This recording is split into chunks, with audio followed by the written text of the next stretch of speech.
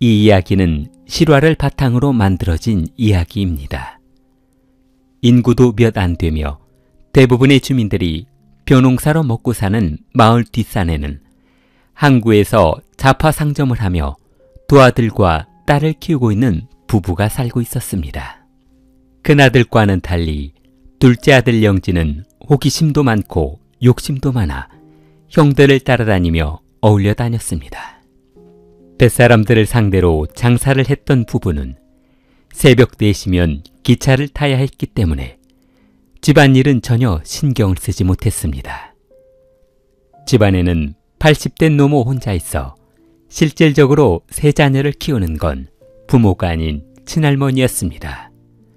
마을은 빈촌이라서 형편이 그리 좋은 사람들이 살고 있지는 않아 대부분 시장에서 장사를 하거나 공사장에서 일용직으로 일하며 생계를 유지하는 가정이 대부분이었습니다.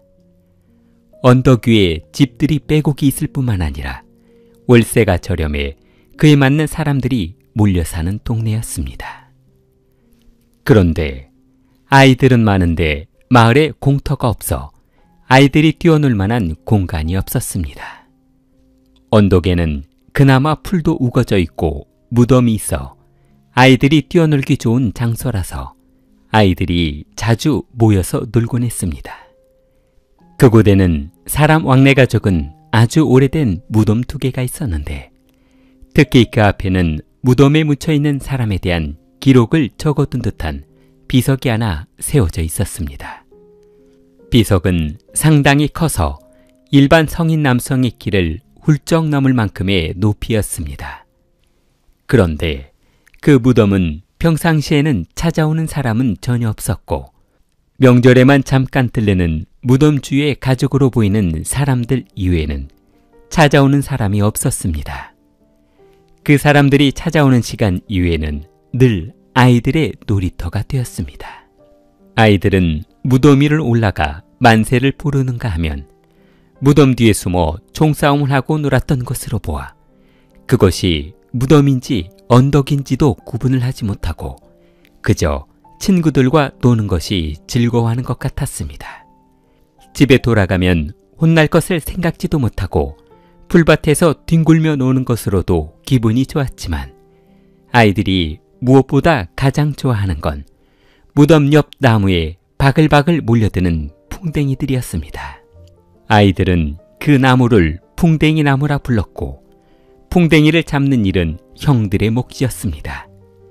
이제 10살도 안 된 어린아이들이 맨손으로 나무를 타고 올라간다는 것은 상상도 할 수 없는 일이었기 때문에 아이들은 형들에게 의지해야만 했습니다. 아이들은 풍뎅이를 잡아온 후 목을 비틀어 서너 바퀴 돌려 바닥에 놔두면 그놈들은 뒤집어진 채 마치 빗자루처럼 몸부림을 치며 바닥을 휘젓고 다녔습니다. 그때마다 아이들은 풍뎅이가 마당 청소를 해준다며 깔깔대고 웃곤 했습니다.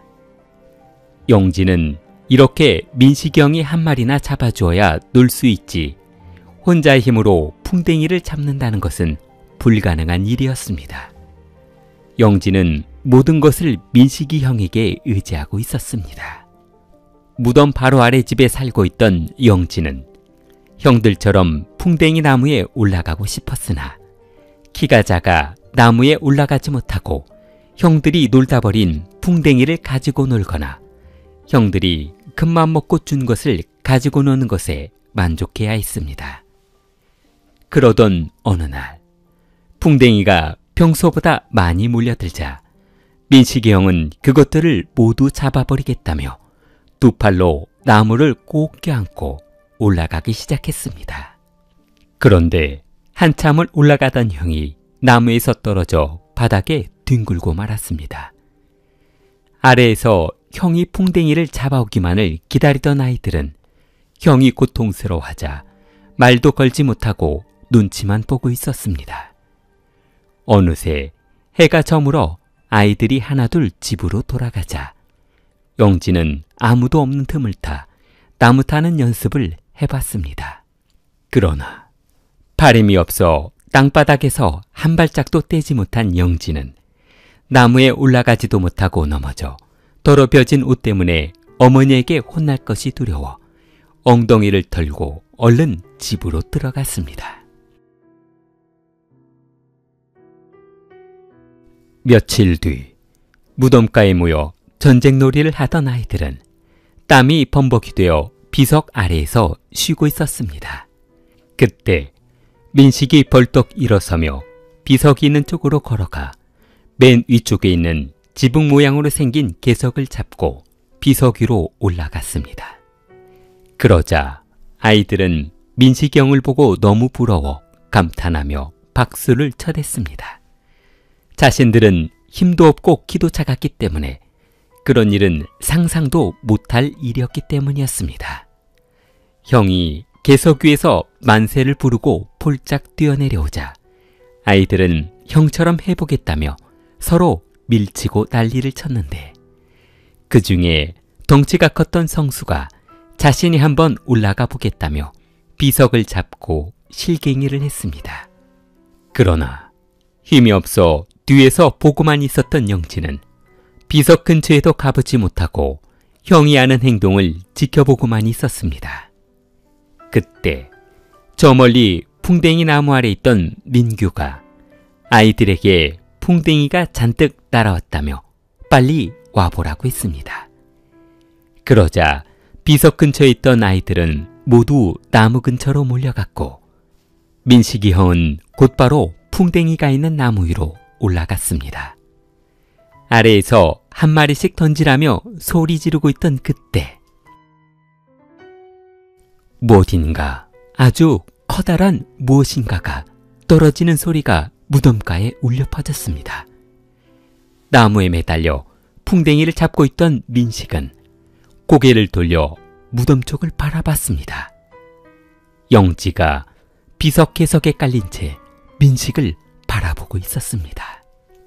비석에서 떨어진 개석은 영지의 목과 머리 사이로 떨어져 그의 목을 짓이겨 놓았는데 한순간에 숨통이 끊어진 것인지 숨이 붙어있는 것인지는 알 수 없었지만 땅바닥에 누워있던 영지의 두 눈은 민식을 바라보고 있었습니다.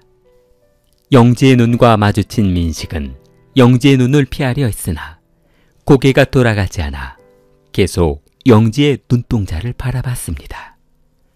너무 무서웠던 민식은 팔 힘이 빠져 나무에서 미끄러져 떨어지고 말았고 뒤도 돌아보지 않고 집으로 달려갔습니다. 민식이 도망가자 무슨 영문인지 몰랐던 아이들은 풍뎅이 나무에 흥미가 떨어져 각자 집으로 돌아갔습니다. 그때 혼자 남아있게 된 준이가 언덕을 내려오려던 순간 영지가 개석에 깔려 죽어있는 모습을 보고 도와주려 달려갔습니다.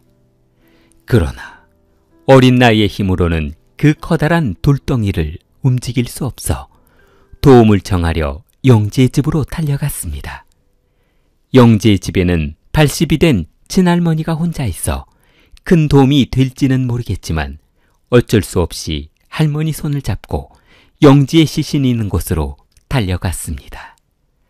할머니는 둘째 손자가 개석에 깔려 죽어있는 모습을 보자 통곡하며 바닥에 쓰러져 정신을 잃고 말았습니다.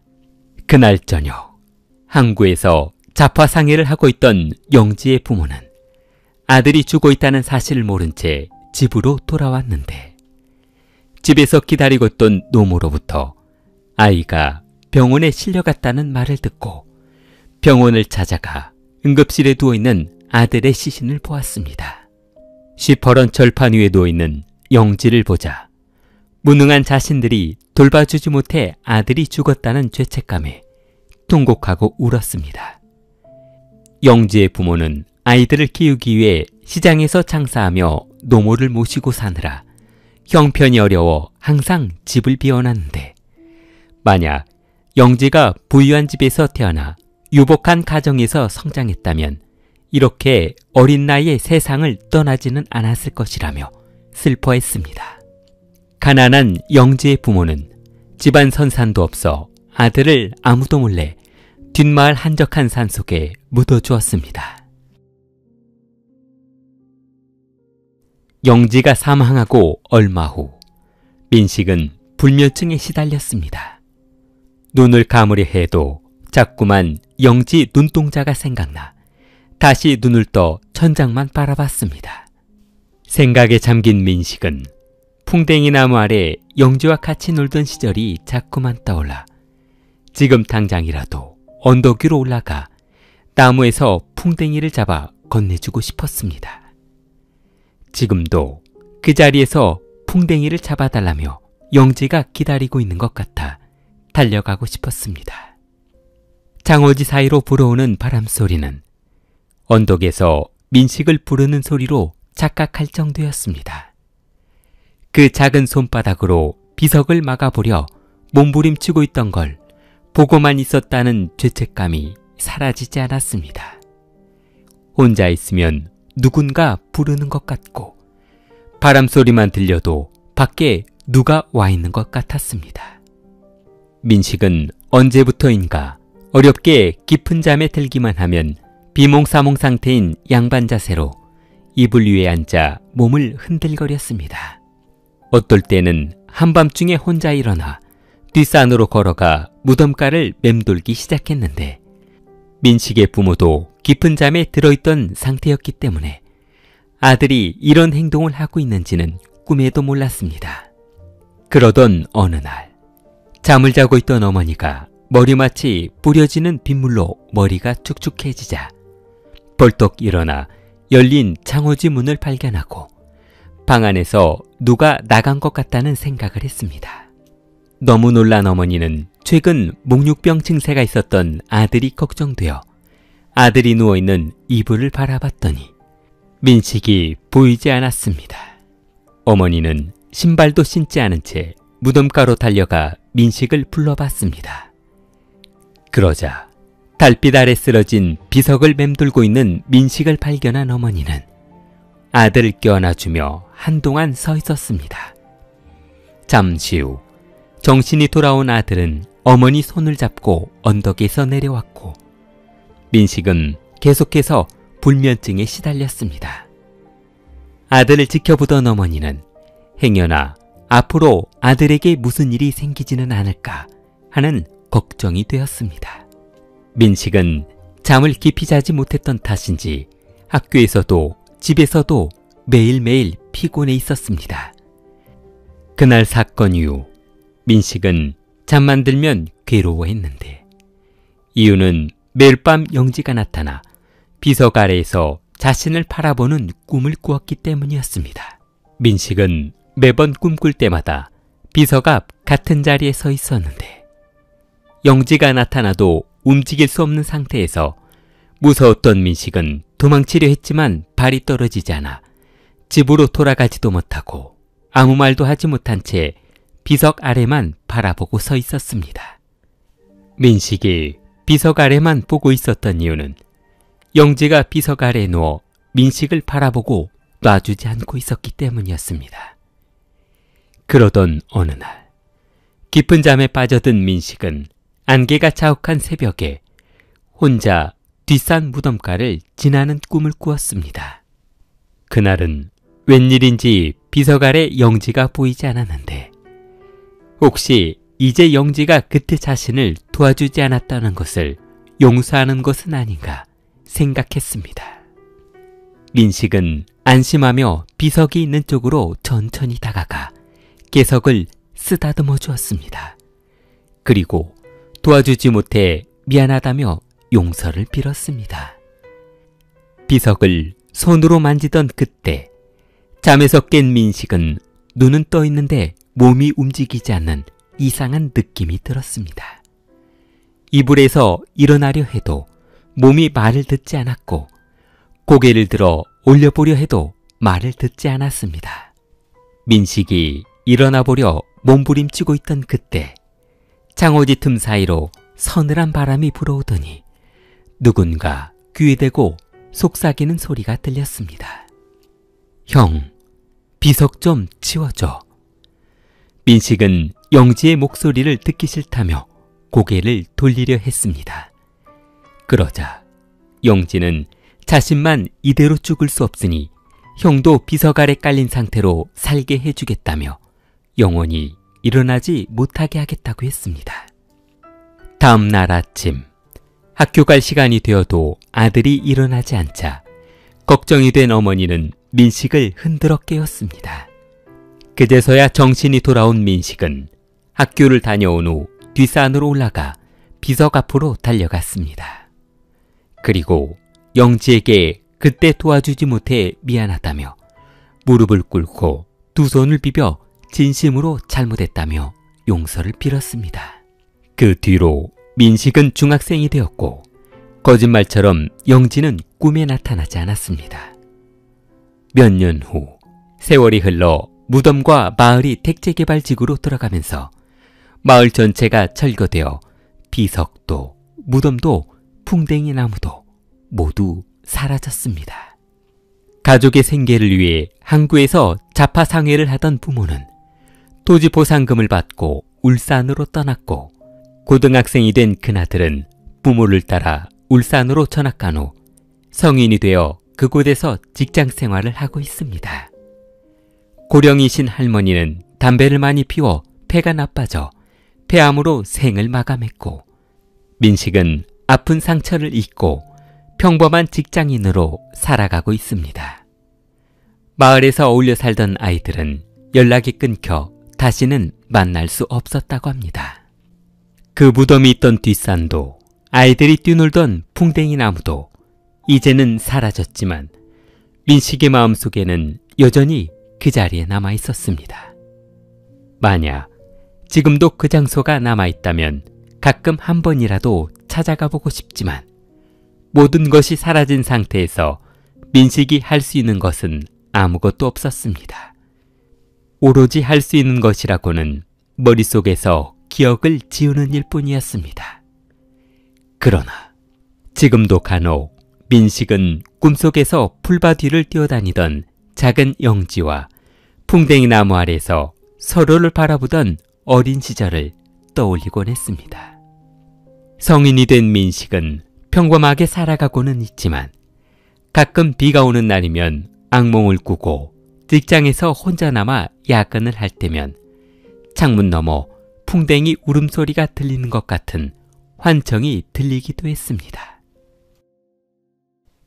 길리를 사랑하는 마음을 좋아요와 구독으로 표현해보세요. 길리였습니다.